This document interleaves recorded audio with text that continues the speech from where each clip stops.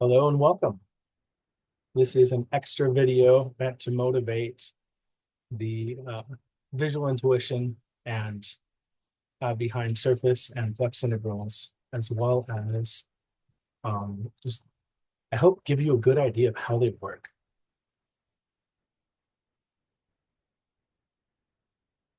So let's get started.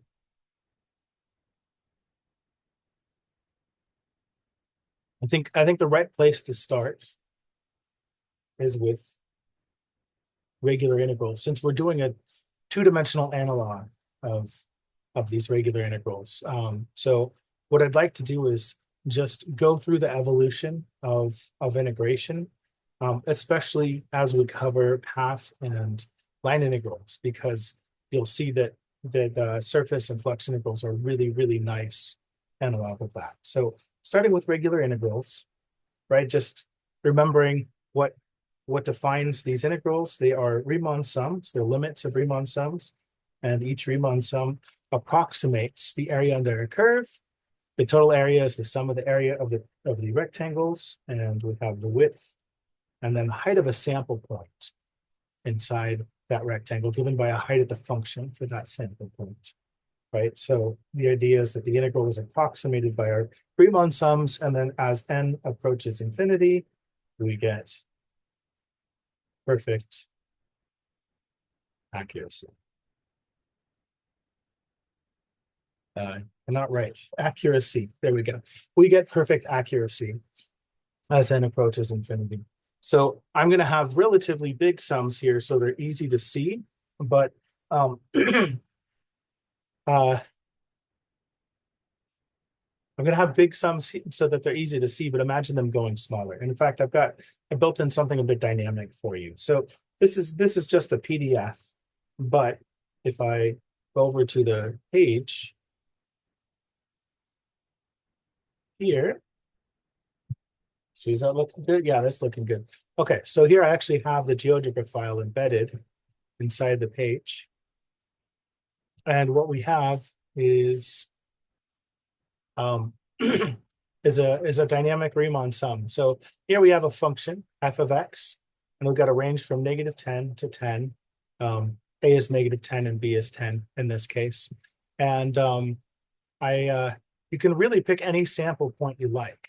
So we could be all the way to the left, for example, for a left-hand sum. We could be all the way to the right for a right-hand sum, or we could be right in the middle for a midpoint sum, or anything in between. And when I set this up, I locked them all together, but they don't have to be the same position in each square. They could really be anywhere. You could have one kind of to the left, another completely to the right, etc. So of course you have a wide variety of things here. The reason I didn't have one slider for each of them is because I also have a slider for the number of rectangles. So as the number of rectangles, or n, gets larger and larger, we should get something that approximates the area under the curve better. And sorry, something that approximates our integral with arbitrary accuracy. So you'll notice that even with 50 rectangles, we still have some variance between the estimations we can have. And this, we could get even more by changing them individually, but they're all pretty close to 10. And that's the idea. And if we were to integrate this, you should get 10 exactly using FTC. So there's the idea of a Riemann sum. Each area is the length times the height. And we're going to be using these a lot, except the rectangles, as you'll see, will vary. So keep in mind that that's what we're doing in multiple capacities, but with some twists.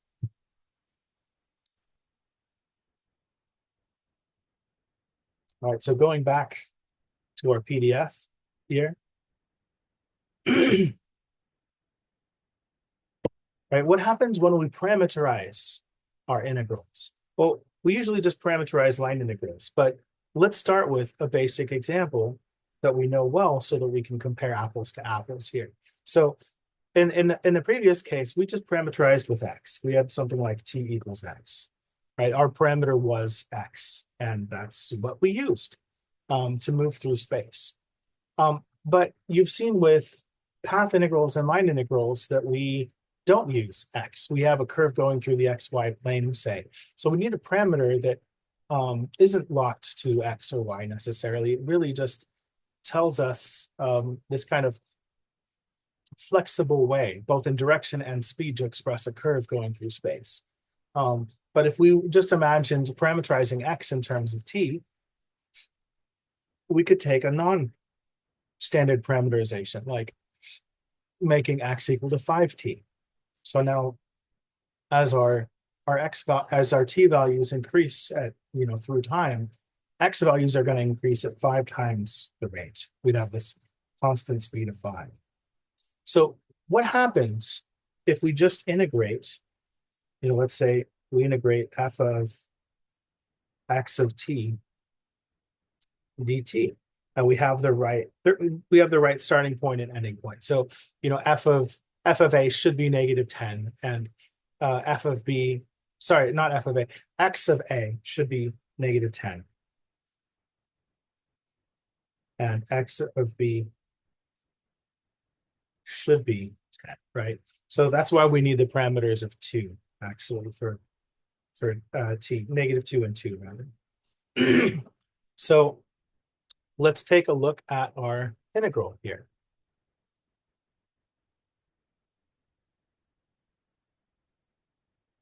Right.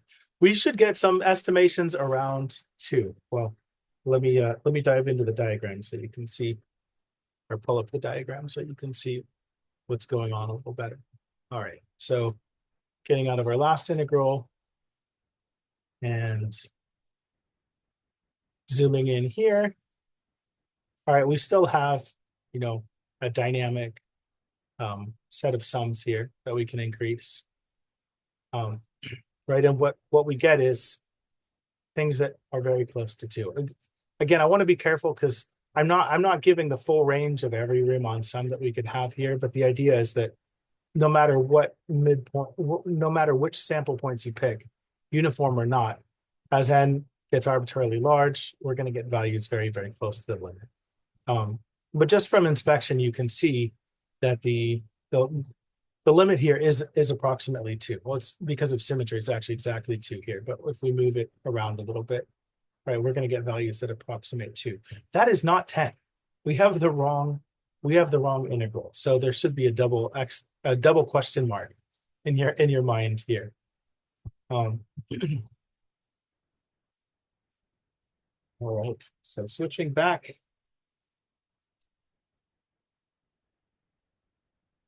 So why? What happened here?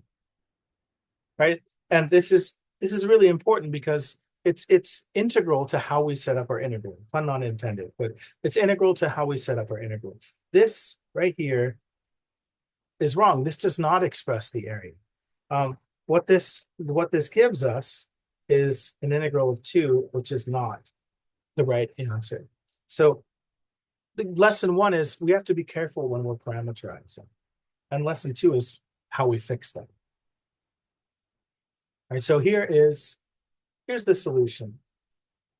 And I'll just actually let me reread what I wrote. I spent a lot of time into this. So what happened?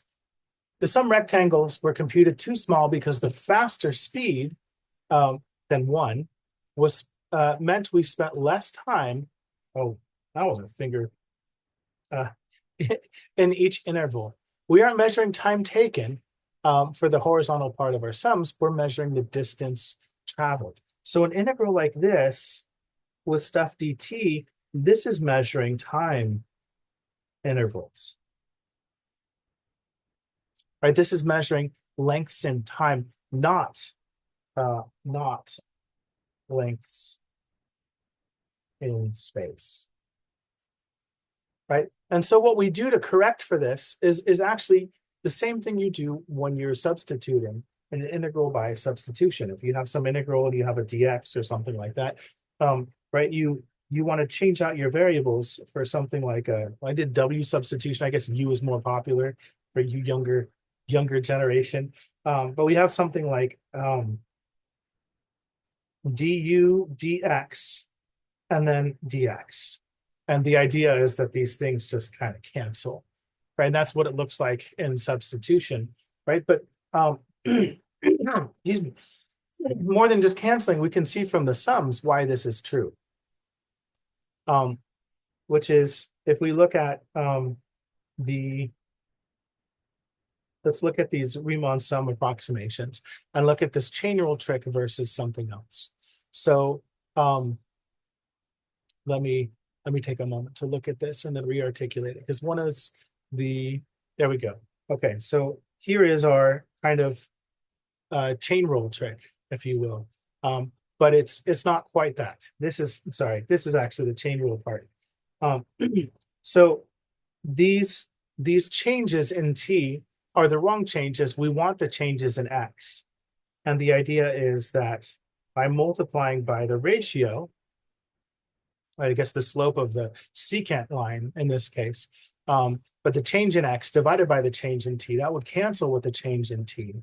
And that's why we actually get the changes in X for our integral. So this would correct things for our Riemann sum, but it turns out that it's, rather than having to compute all of those changes by hand, we can loosely approximate the average change, right? Or sorry, the secant line type of change. We can replace that with the instantaneous velocity somewhere in the interval, in particular, actually at our sample point. So we're looking at how fast we're traveling through X at the point in time sampled for our Riemann sum. And that should be about uniform, especially as n goes to infinity and our time intervals get arbitrarily small. So we have a continuous function of X and T, and that forces those values to be very, very close to each other. So if that was too much detail for you, then you can just think of the canceling back here. But that's the idea, right? So that's what we want to do. We want to multiply by this speed factor. So if we go back up to this original integral that was wrong, right, what we could have done to fix this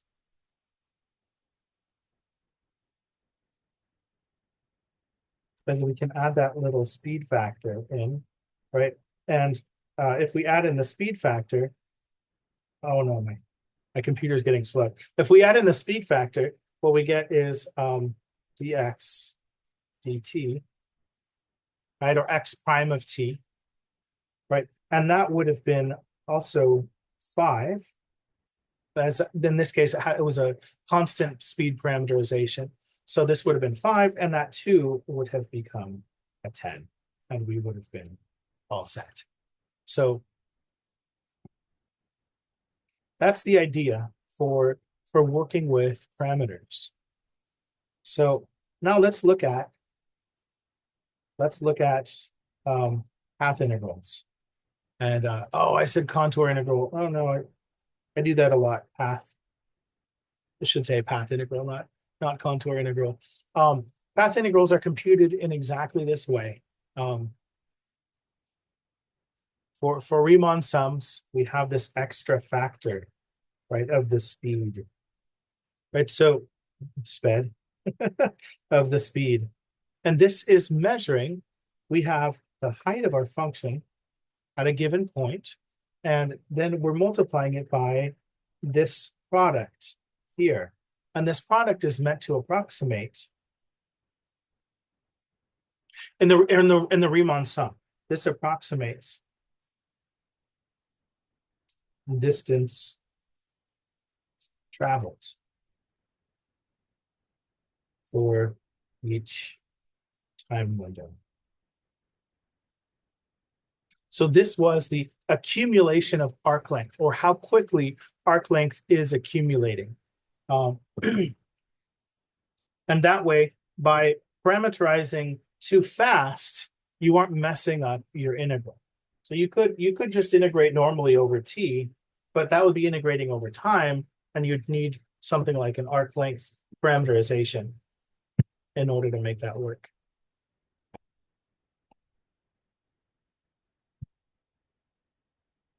Struggling with a charging cable that's going over my mouse. I have a tablet here, This is what I'm doing the PDF over. So that's what the commotion is. Okay, so oh yeah. Okay, so here we have the diagram. Oh, this took a long time to put together. All right, so let me scroll down.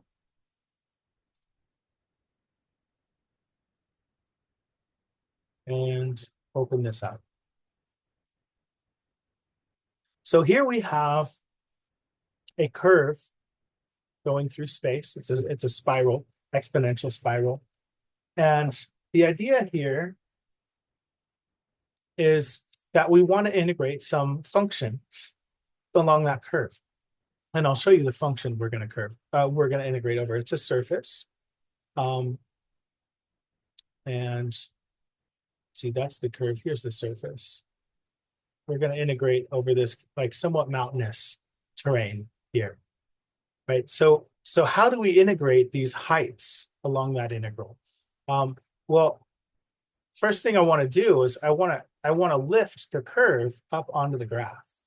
So this purple curve right here is just like the XY curve, right? So here's a bird's eye view of the XY plane. So this is an XY curve, except it's lifted up onto the plane, or you can see the black down here because it's actually below the XY plane. It dipped into negative values there, but right, you can see that pass just a little. There it is, under there. So we're lifting this curve, and then how do you find the path integral? Well, the path integral is actually the area of this ribbon.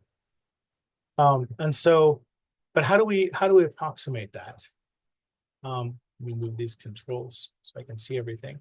Where are my poles? There are my poles. Okay, so here we have some poles. There are 11 of them. Right, so these little heights, you could think of maybe like 3D printing these or something.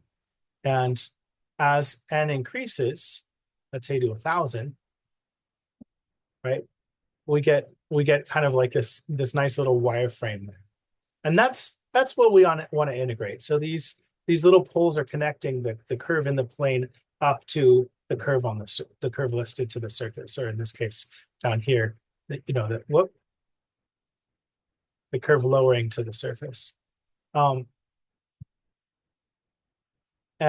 so how do we approximate that? Well, actually, just as before, we have our rectangles, right? So if n is really small, like 1, you have one rectangle that goes from the beginning and then straight to the end. It's not a very good approximation. In fact, it's terrible. But you know, as n hits, let's say 63 up here, it gets a lot better. And you might notice something, which is, well, I didn't tell you this, but this time interval is chopped up into equal pieces, which means that every pair of poles that you see here, every rectangle represents the change over the exact same amount of time. So in particular, the time taken from the very first pole to the second one is the same time interval as the penultimate pole back here to the very last pole here. But they're not the same distance apart. And that's because I parameterized this curve in a way that speeds up over time. So there's a much slower rate of travel down here than there is up here. And so we're not going to have a uniform thickness. And we really need that. We really need that adjustment factor here inside our integral. So if you want to see what the better rectangle approximations look like, there you go. That's going to be pretty darn accurate, but you know, we could always use some more accuracy. There you go. Okay, so switching back to the PDF.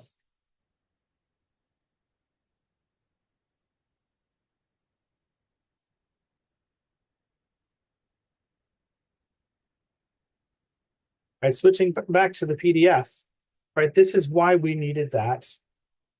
This is why we needed that speed factor. In our sum, these delta t's were the same length. Let me erase all of this. for the same length, right? But the actual changes, the actual widths of our rectangles were not the same. So this was the actual widths, or rather the Riemann sum version of this. And actually it wasn't exactly the actual widths, but it approximates the actual widths of our rectangles. Right. So again, what we have is heights times the actual widths going through space. And that's what we're doing for our path integrals. All right, so small interlude here, working up to surface integrals. So there's an example of a surface with this equation, x plus y plus z equals 1. This is a plane, right, where the sum of the coordinates is always 1, right? And so the problem calls for the part of this surface for which x, y, and z are all greater than or equal to 0. So x, y, and z are all greater than or equal to 0. And I don't know why my computer brightness is going all nuts on me. So this is the requirement we need, right? And the first observation here is a trick that works lots of times for parameterizing. So one variable can be solved for in terms of the other. So just like when you had free variables and you were row reducing in linear algebra, if you can solve for some variables in terms of the others, you want to choose almost ceremoniously, or ceremoniously, I think, parameters for variables that you maybe just choose as your free variables, but the fact that we can express z in terms of x and y allows us to express all three variables in terms of s and t in this case. So that gives us this parameterization for our surface, which is really nice, because then we would just, in order to integrate our function, we just have this double integral, then we'd have our height at we'd have our function height f of our surface, which is parameterized by s and t, right? And then we have to be careful because we have, this like speed factor here, and then a ds and a dt. So we'll get into the speed factor soon, right? But this kind of chain rule adjustment idea that corrects, that actually tells us how much area is accumulating over a surface instead of just how quickly area is accumulating through s and t, because those are just parameters. We could speed them up, we could slow them down, we could reverse direction, we could do all kinds of things with that. But for right now, what I'd really like to address is, what our limits should be for our integral, because I've had it happen that I go to parameterize something like this and then I get blank looks. So but for now, let's set up the integral. So this is what the integral looks like in red because it's the wrong integral, right? But let's because we're missing that correction factor, right? But this is a parameterization exercise. So where do we get these? Where do we get these from?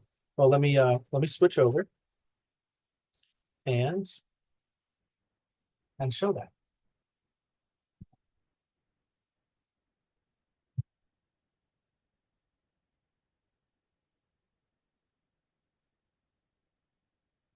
All right, so here's the, I meant to turn that off.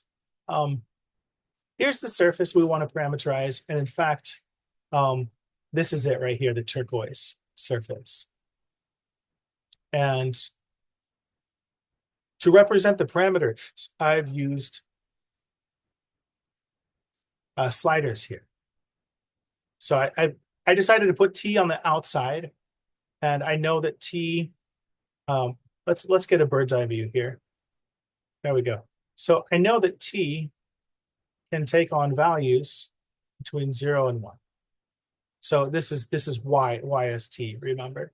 Right. So then the question becomes, what can s be while t takes on these values? Or what can x be as y takes on these values? Right. So it moves over, but it's going to stop when it hits this line right here.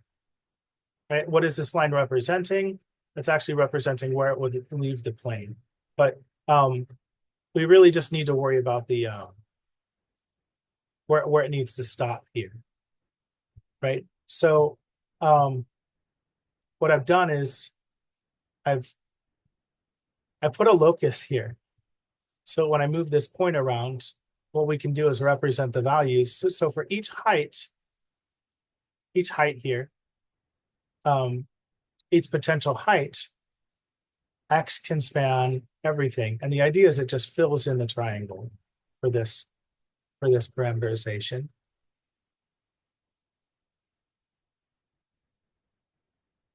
Right. So hopefully that gives you a visual idea of what makes this work. You want to see it in space.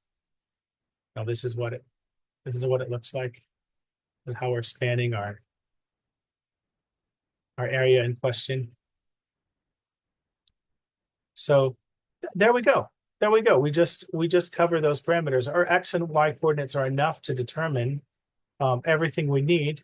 And these are the conditions to make sure we cover all of the points in the intersection of this plane and the first octant, or x and y in particular are non-negative. So there you go. Hope that was helpful.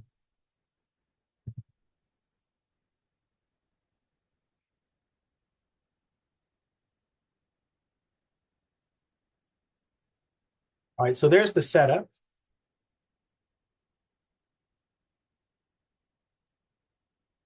All right, so why is the above integral wrong? This is the same answer as it was for the parameterization example above.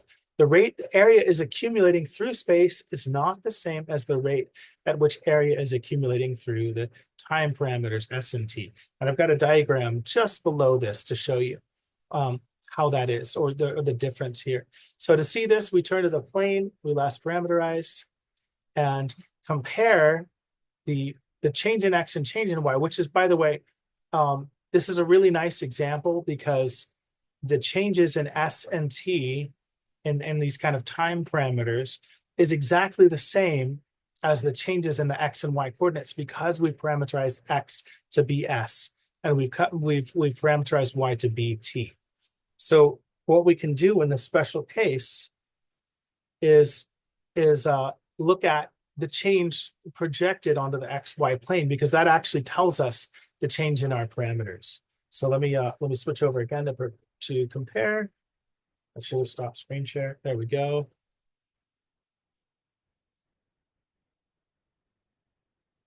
Getting out of here, going down there. Yes. Okay. So here we have a oh,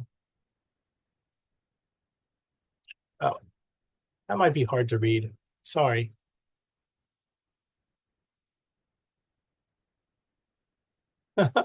But the area of the square on the bottom is the change in x times the change in y, which, by the way, is also the change in s times the change in t. So this is the parameterization example. But if we go up to the surface, you can see that the area of this purple parallelogram is squashed down onto the square, and it's not actually an accurate reflection of how much space along the surface has been traveled in reality. Even if we were to equalize the parameters, like x, we're going at unit speed in the x direction as s increases, and we're going at unit speed in the y direction as t increases. Even with all of those arrangements made, we still don't have the right area. We still have this stretch factor to worry about. And if you'd like to see a little bit more, we can we can move our parameters. So we can go higher if we want to, but it's the same stretch factor because this is a plane. So this is linear stuff, but try to make this dynamic. So it's a lot of work, but hopefully you can see. And hopefully you think that's kind of cool. So oh, let me quit out of this. So the next transition's hopefully a little smoother. And oh, what happened? Ah, there it is. Aha.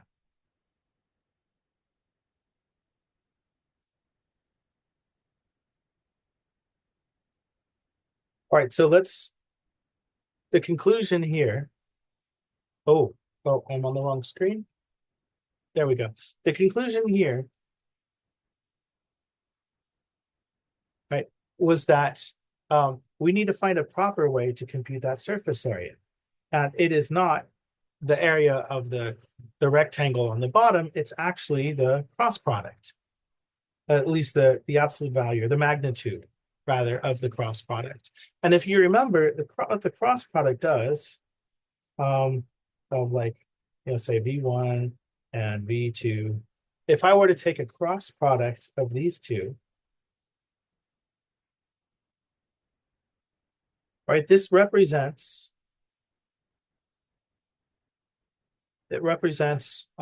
two things. One, magnitude. Sorry, it represents one thing with its magnitude, and it represents one thing with its direction. What we really want is that magnitude, that first thing. And this is what makes the magic work. So the magnitude is the area, well, I have to be, yeah, the area of the parallelogram formed by V1 and V2. So this is the area of this parallelogram in particular. That's the magnitude of a cross product. And that's exactly what we're using right here. This is the magnitude of the cross product of those changes. And that's how we're finding that purple parallelogram's area, right? But this will also be important later. So I want to address what the direction is. The direction is perpendicular to both V1 and V2, and it follows, I'll just say in quotes, orientation. So if you set up your coordinate system with the right-hand rule, X, then Y, then Z, this way, then V cross W would also follow that right-hand rule. And if you set up your coordinate system with a left-hand rule, X, then Y, then Z, then you would follow V1, V2 with your left hand, and it would point in that perpendicular direction. There are two perpendicular directions, or one line perpendicular to the plane spanned by V1 and V2. And so that's what that would give you as the direction. So that'll be important later, but we really want this. We really want this because this gives us that accumulation of surface area, right? So again, just like as before, as we take the limit, as our step size gets arbitrarily small, or as n approaches infinity, right, we get, using like evenly numbered spacing for our curve, this is what we get, right? So this is that same conversion rate that takes the change in S and T and converts it into how far we're actually going in space. Right, so that's the rudimentary example.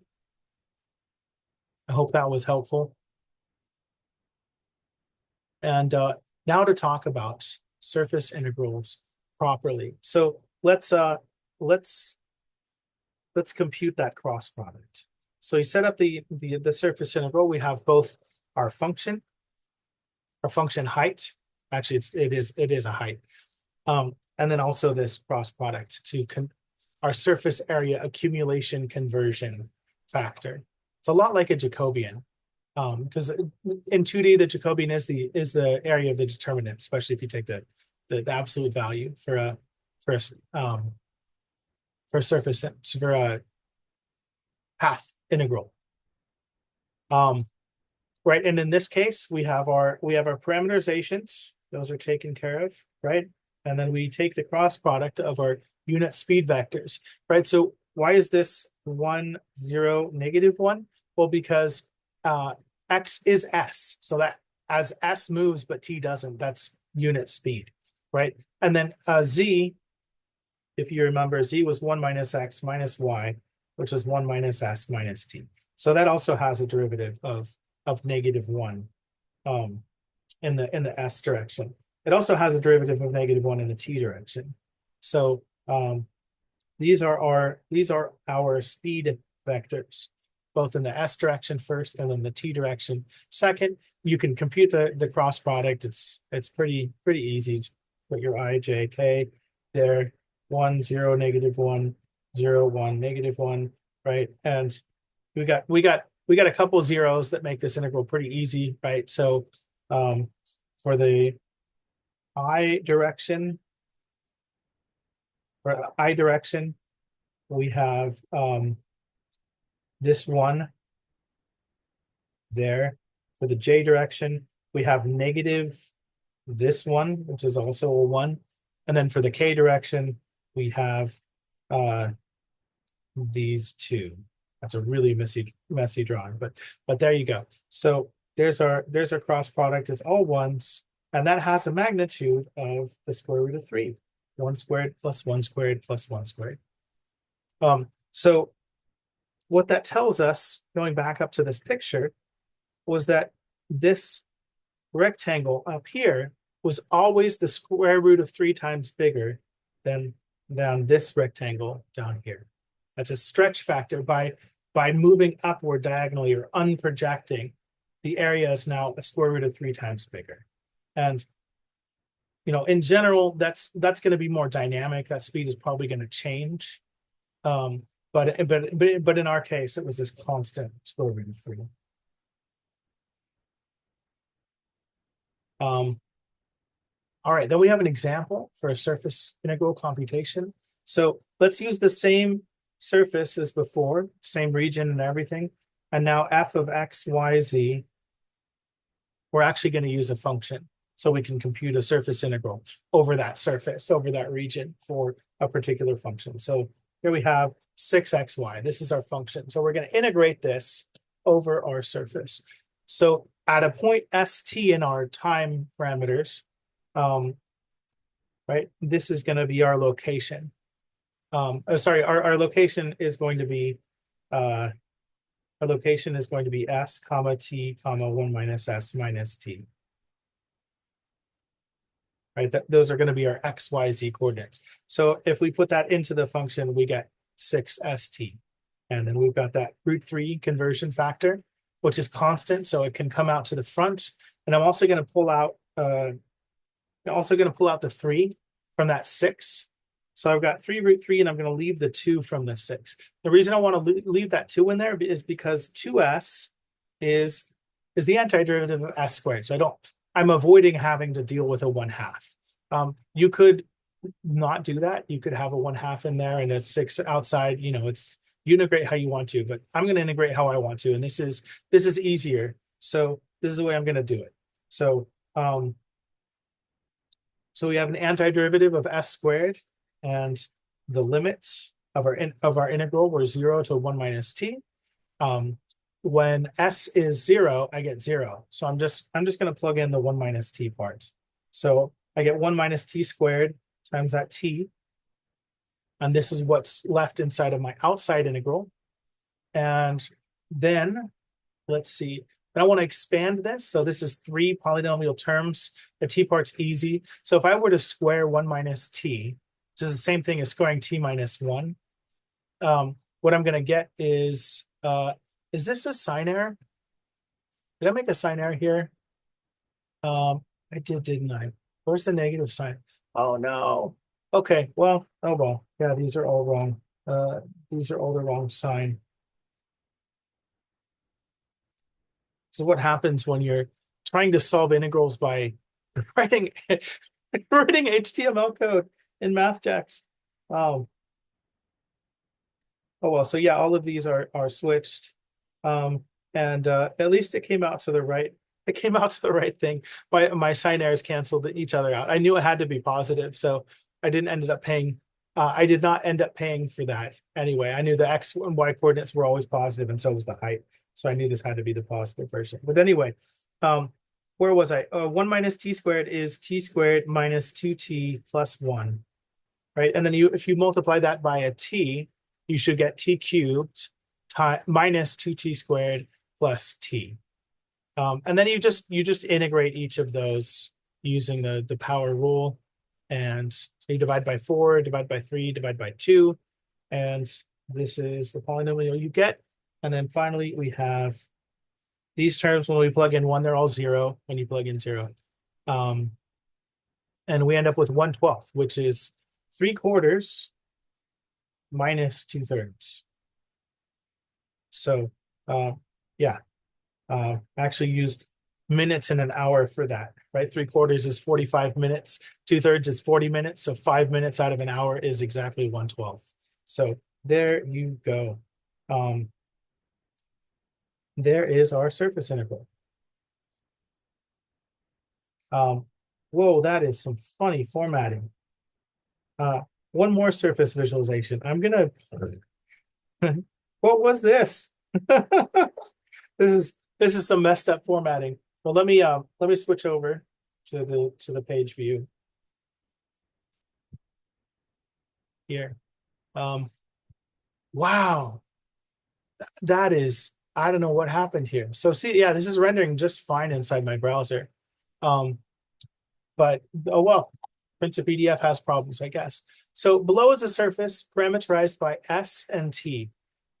Only S is e to the X and T is e to the Y. So X in terms of S is just a natural logarithm, and same with Y. So making, I think that's right. I hope that's not backwards. Anyway, we're not going to integrate anything with this, but what I wanted to show you was was what happens with our stretch factors when we can speed up or slow down over time. So here's our surface, right? And this is what that looks like. Although it should be, I normalized these, didn't I? Let's see. Did I not set these up right?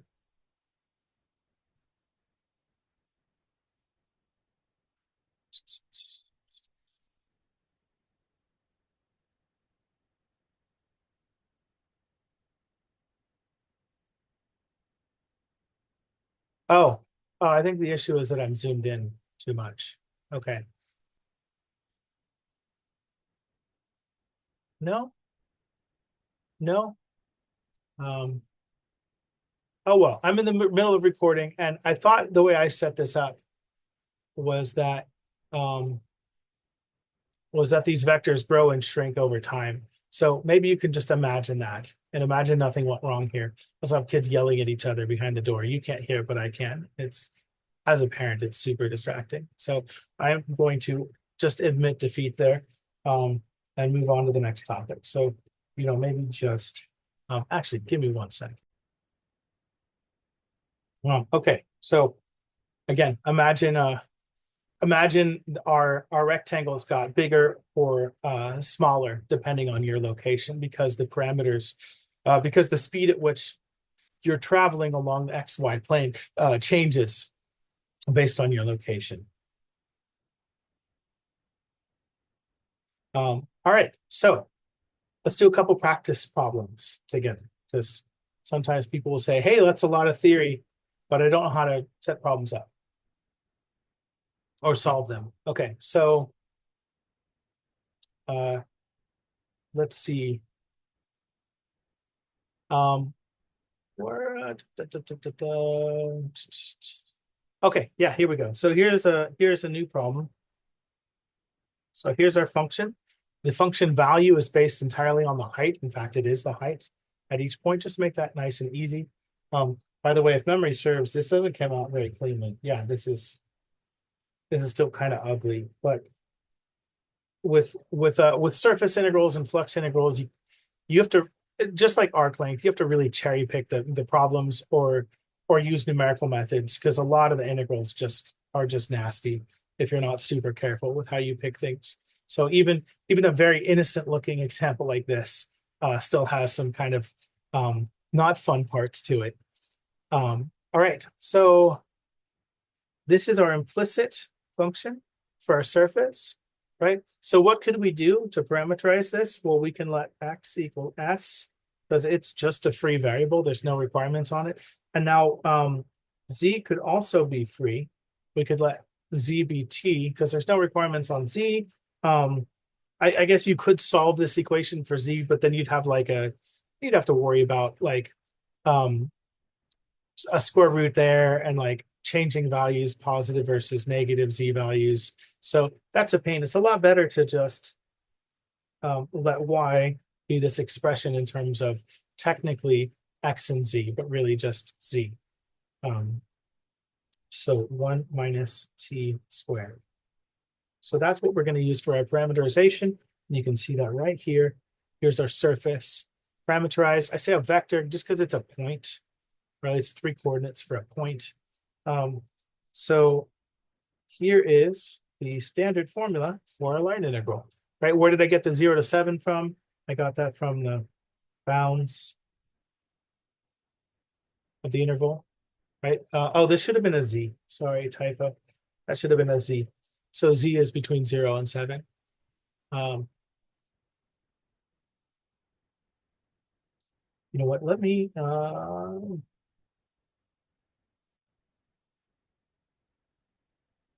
highlight that typo so it'll be easier to go back and fix. I'm going to finish and not remember where that was. Okay, so let's go through the computation.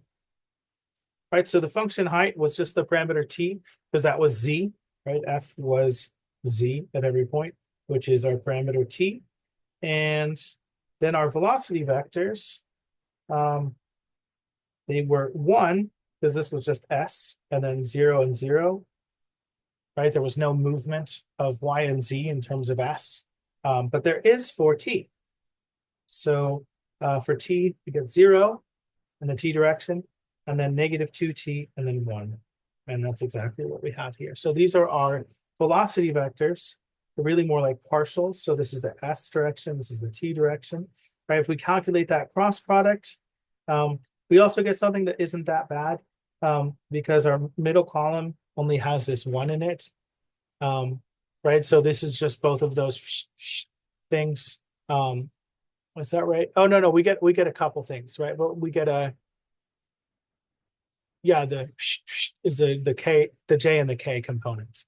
Anyway, so if you compute the cross product, right? Again, that looks like this: I, j, k, 1, 0, 0, 0, negative 2, 1, right? This is the, by the way, this is, I just have to say this. This isn't an actual determinant, right? This is a mnemonic. Saying that this is the determinant with I in the I direction is total nonsense. You don't put a vector in a component, but we'll talk about that actually at the end of this. So anyway, computing this, we should get 0 for the I, and that's because of these 2 zeros. Right, and then for the j, we just get this negative 1, and then for the k, there's just this diagonal, which is negative 2. Oh, negative 2t. Sorry, negative 2t. There we go. So now taking the magnitude, we got to square each of those and feed that into a square root. And oh, it was cherry picked to make it work. Right. So except there's, oh, I was off by a factor of 2, wasn't I? 1 plus 4t squared, I think I was off by a factor of 8. Again, is why I shouldn't do math by typing. Um, oh well. Oh, here's the 8. So yeah, the 1/8 should have come out over here. Um, there we go. So this is an 8t, and this is an 8t, and this is an 8t. I got ahead of myself. Sorry. No, this wasn't wrong. All right. Apologies for the pausing. So we have this integral, but the inside the integrand, there's no dependence on s, which is the first integral that we need to do. So this acts as a constant, which means we can move it out. So we have these constant acting terms, and then the integral of just 1 ds, which is 7, right? It's you integrate 1, and it's just your length of integration. So here we have the number 7, and that's our integral. And now we can move the 7 out. And in moving the 7 out, I'd also like to stick an 8 here in front of the t. And the reason I want to stick an 8 in front of the t here is because of this derivative right here. So if I were to take 1 plus 4t squared, and I were to take the derivative of any power of that, what I'd get is n times the derivative of 1 plus 4t squared, right? And then finally, I'd also have the derivative of the inside that I'd need to take for the chain rule, which is 8t. 4t squared has a derivative of 8t. So I'd have an 8t out here. And I have the t. The t is right here. Right, so that's really nice. And then right, I've just got to work out what that n should be. So and this is supposed to be n minus 1 for the new power. Right, so I want that to be 1/2, or you can just do the power rule and do it out however you like. Maybe you probably have a way you prefer to do integration, but this is just trying to explain the idea here. So if I were to take the derivative of what's inside here, I would get 8t times all this other times this radical. And that's why these are equal. So now using FTC, this is an antiderivative. So I can just plug in 7 and 0. If I plug in 0, I get 2/3 of 1. If I plug in 7, I get 2/3 of 1 plus 4 times 49, which is 196 plus 1, or 197. So that's where we get 197 to the 2/3. And if I multiply these two fractions, I get 7/12. So there you go. There's a completely worked out example for you. All right, another example. Find the surface integral of the function that returns e to the negative z at each point in space over a cylinder. Right, so now we have a cylinder, and these are the bounds for the cylinder. So the height is going to go from 0 to 1, and we have a constant radius on the xy plane. So this is polar coordinates plus a z coordinate, right? Although r is locked in at 4, we have a constant radius for our cylinder. So we, instead of having 3 cylindrical coordinates, r and theta and just a height, right? Instead, it's 4 and then theta and then z, for our would-be like cylindrical coordinates. So because we have that constant cylindrical radius.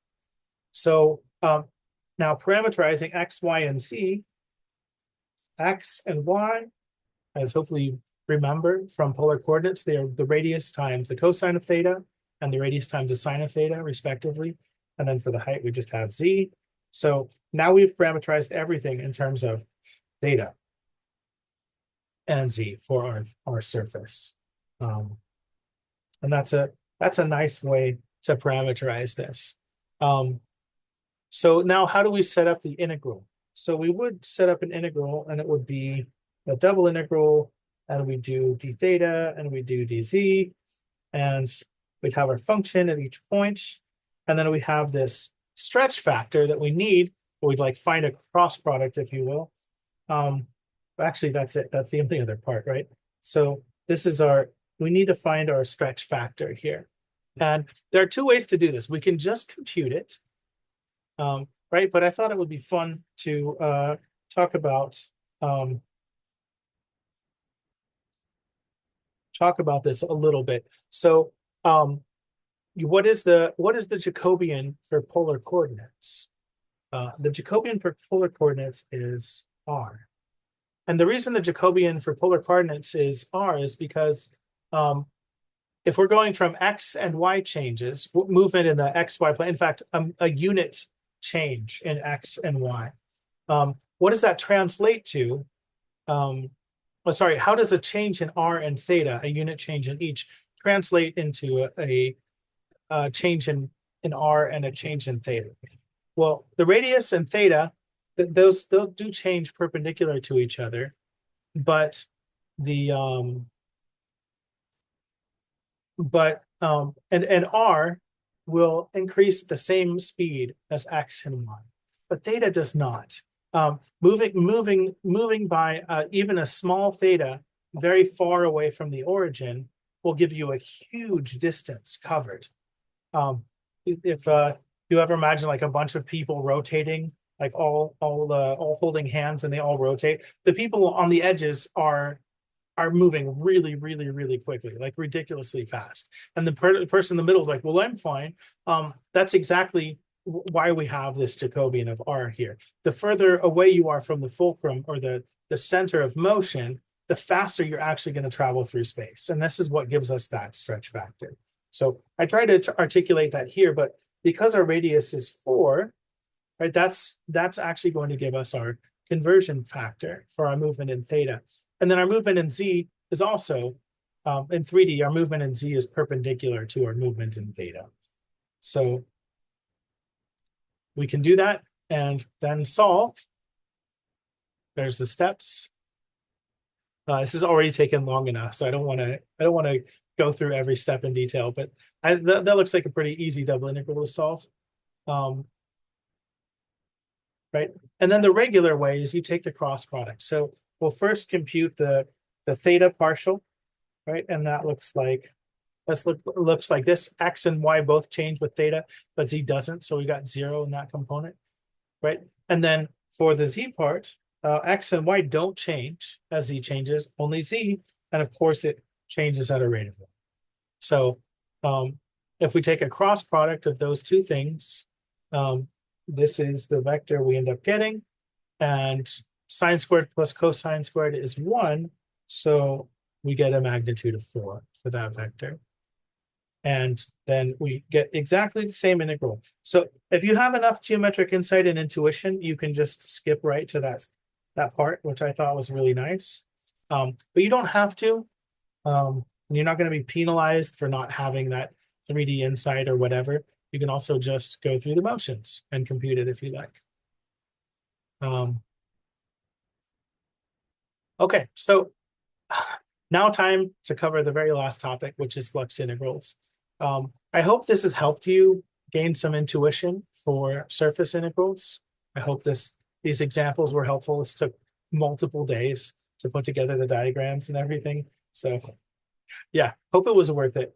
Let me keep reading. So to motivate flux integrals, I think I wanted to say a little bit more. I did. Yeah, I really wanted to relate surface integrals to flux integrals so you could see that they're almost the same thing, but they're necessarily different. They have to be different because of one key difference. And the key difference is that surface integrals are integrating, let me write surface, right? They're integrating functions that have a numerical value at them at each point, whereas flux integrals through a surface are integrating vector valued functions. So they return a vector at each point. So our integrand in the first case involves a scalar valued function, and our integrand in the second case involves a vector valued function. So we have to do different things with different objects, again, necessarily. But you'll see I hope with this comparison, you'll see that they're incredibly similar.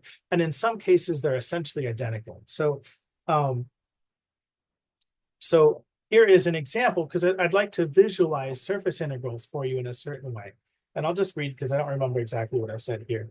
But here a sphere is the surface used, and we want to integrate over the surface for some function f of x, y, z that adds the sum of the absolute values of x and y and z. That's not the same thing as a sphere, by the way.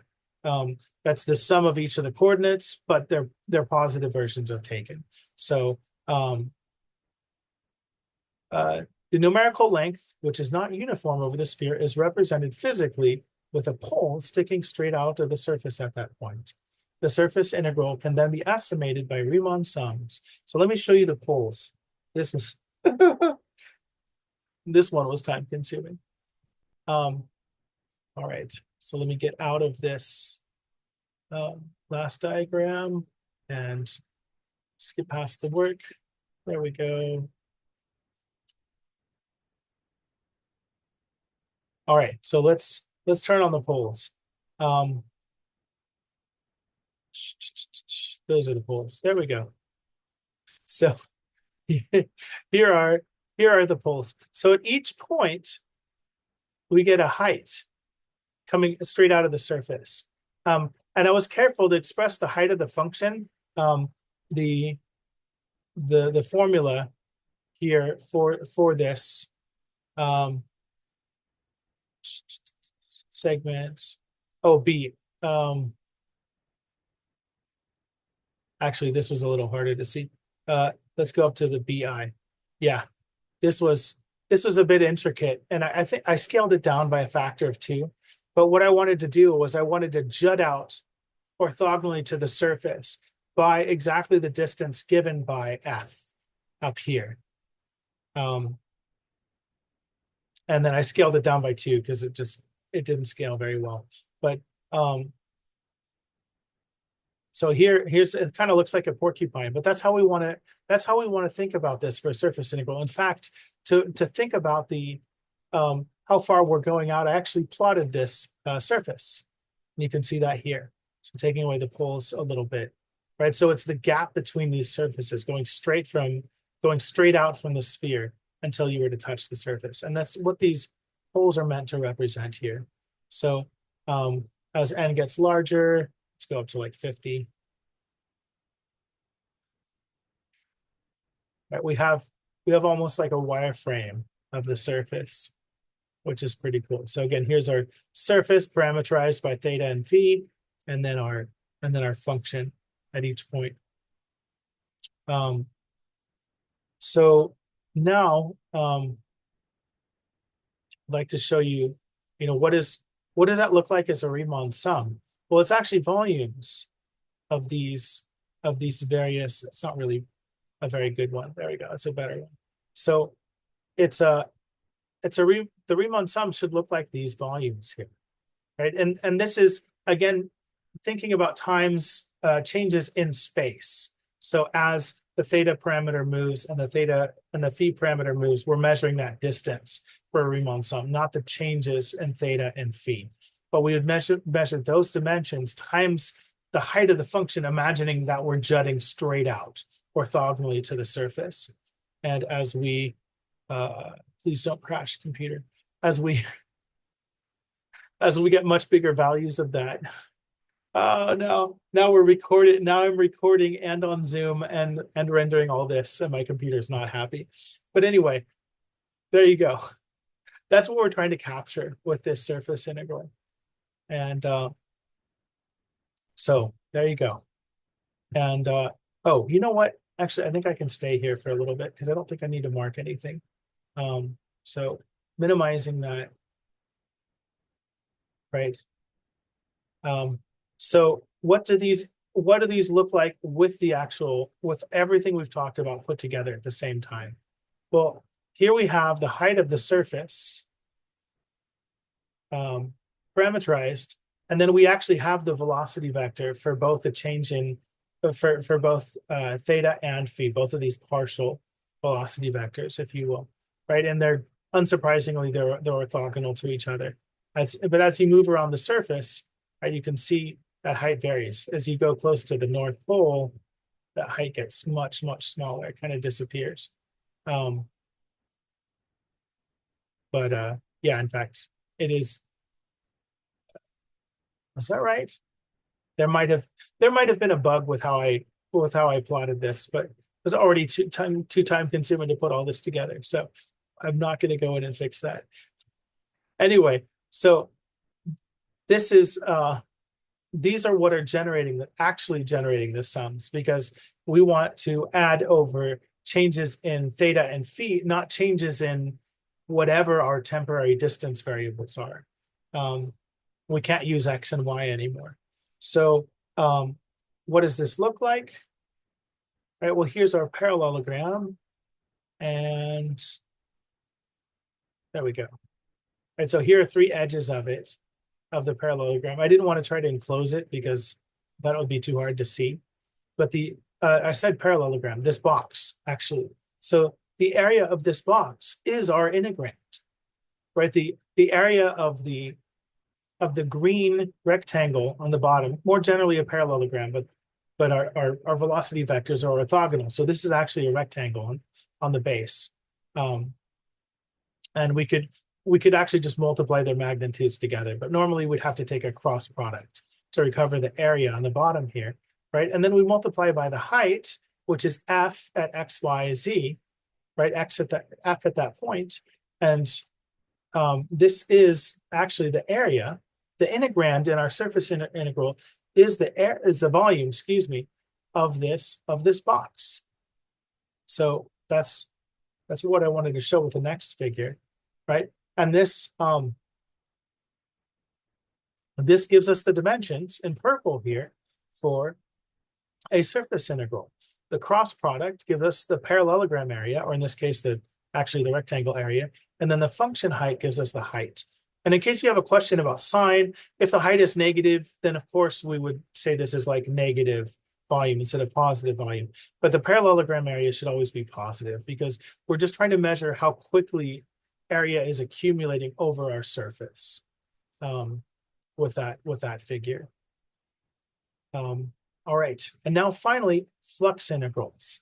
So I made these diagrams because I was hoping you could see how incredibly similar these are. So again, I mentioned before that our flux integrals are over vector fields. So these are vector valued functions. And so if I go in, right, we don't have a height function anymore, but we do have a vector sticking out of the surface. Right, so we have the same surface parallelogram as before. That part's exactly the same, and it's representing a certain area. But we want to find a different volume now, because the vector in our vector field isn't necessarily sticking straight out of the surface. And so in order to find that, what we're actually going to do is a dot product with the area represented as a cross product. I'll show you that in a moment, but right, it's the signed area of this parallel pipette. So we have a parallelogram for the base, right? And then we have a third vector sticking out, which is given by the function. The function returns a vector at each point instead of a height. So a surface integral is just capturing that signed area, which is really, really, really similar. All right, I'll move back to my other computer for this part.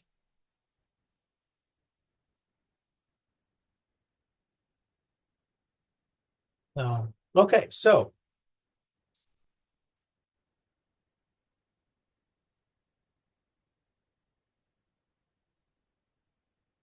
right, so yeah, breaking it up into boxes. Oh, nice. This is where it just was. Here we are. Right, so the flux integral ends up being, first of all, I thought this was so neat. because you might say like, oh, well, it's the sign volume of this parallel pipette. Isn't that the determinant? Yes, that's exactly what this is. So this should have a vector. It's not rendered in HTML for some reason. I double checked. It does have a vector over it, but whatever. This is a vector. And if I let these vectors be the 3 rows or columns of a matrix, and I take the determinant, that is the volume, I should say signed volume of our parallel, the pipe, so with an H, I guess, whatever, pipette. It's the volume of our parallel pipette up to orientation. So if the vector were actually going opposite to what the way you would expect the cross product of our surface vectors, then it would be negative. Otherwise, it would be positive. But at least in numerically, it's incredibly similar. In fact, if you were to take the magnitude of f instead of the vector itself, if you were to use this by comparison, and then take a surface integral over that up to signs, what you would get is something probably bigger, but you could fix that by just multiplying by the cosine of the angle between them. And I have to be careful. Theta is not actually the parameter. Theta is the angle between the cross product surface vector and our vector field. But anyway, it only shrinks by a factor given by that dot product. So again, we could take a determinant of our vector and then our surface vectors, right? But usually it doesn't show up that way. Usually what you end up doing instead is you take the cross product of our surface vectors, and then you take the dot product with our vector field. And that gives us the exact same thing. And in fact, this identity is called the box product. And this is actually where the IJK mnemonic, right? This cross product formula, right? The I is meant to catch the I term, the J is meant to catch the J term, and the K is meant to catch the K term. So for a cross product, and it's because of this identity that mnemonic even works in the first place, called the box product identity. And I believe that's all I wanted to do to motivate that. So, right, again, to summarize, we take the dot product between the new height vector, which is just our vector field vector at each point, and we multiply that by the area of the parallelogram. That's that chain rule Jacobian-like thing that is meant to represent a correction factor between how fast we're moving through our time parameters versus how much we're actually moving through space. And we just set it up and compute it. And that's it. That's how you compute a flux integral. You might wonder, okay, well, what is a flux interval measuring? That's a good question.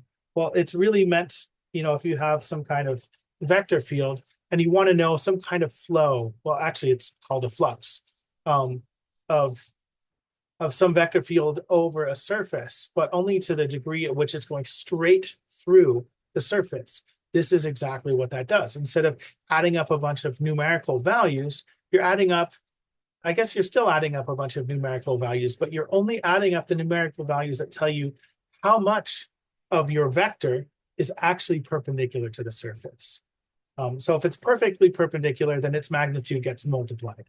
But if it's not, it's not perpendicular at all, it would be 0. And anything in between, you'd have that cosine theta relationship given by your dot product. So a flux integral is measuring to what extent, it is measuring the flux through a surface for a vector field, which measures to what extent the vectors at each point on your surface are perpendicular, how big they are and how perpendicular they are to your surface at that point. So yeah, that was probably a bit long, but I hope that was informative, and I hope that was worth it. Thanks for watching.